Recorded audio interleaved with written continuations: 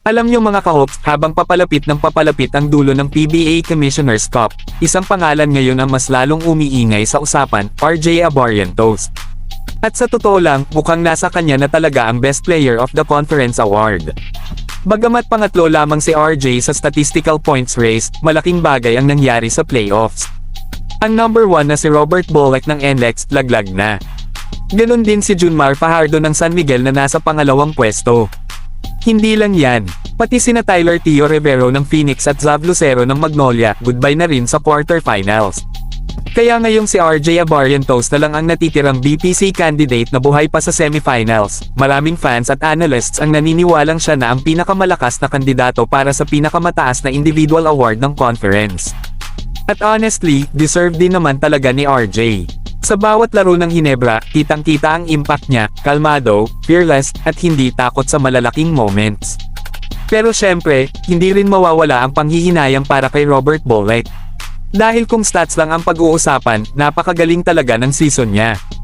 Kahit may import ang NLEX, ramdam ng lahat na si Bolek pa rin ang tunay na makina ng team. Siya ang scorer, playmaker, at leader ng squad. Pero alam naman natin sa PBA, malaking factor talaga ang team success pagdating sa BPC voting. At dahil hindi nakapasok ang NLEX sa Final Four, mukhang doon bumigat ang laban ni Bolek. Samantala mga idol, ibang klase rin ang kwento ngayon sa TNT Tropang Giga. Kung napansin nyo, parang biglang nag-iba ang aura ng team nila ngayong playoffs. Mas organized, mas connected, at higit sa lahat, hindi na sila umaasa lang sa import nilang si Ronde, Este Bolbol.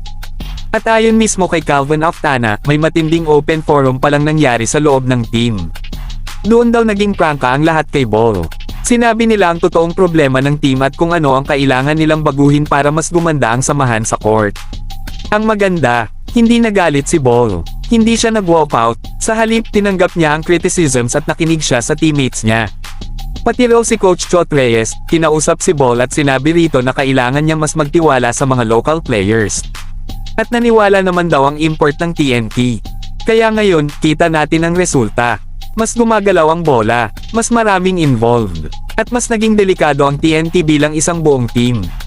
At dahil sa pagbabagong yan, 2 beses nilang pinabagsak ang top-seeded NLEX para makapasok sa semifinals. Ngayon, malinaw na isang mensahe ang gustong iparating ng TNT.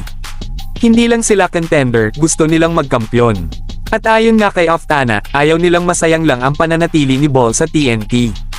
Kaya ibibigay daw nila ang lahat hanggang makarating sa finals, at hanggang maiuwi nila ang kampyonato.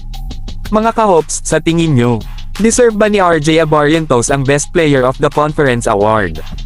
At kaya bang dalhin ng bagong chemistry ng TNT ang team hanggang championship? Comment nyo lang sa baba ang inyong opinyon. At kung bago ka pa lang dito sa channel, huwag kalimutang mag-like, subscribe, at pindutin ang notification bell para updated ka lagi sa pinakainit na basketball news at analysis. Ito ang inyong kahops, at welcome dito sa Race Hoops Universe, kung saan buhay na buhay ang usapang basketball.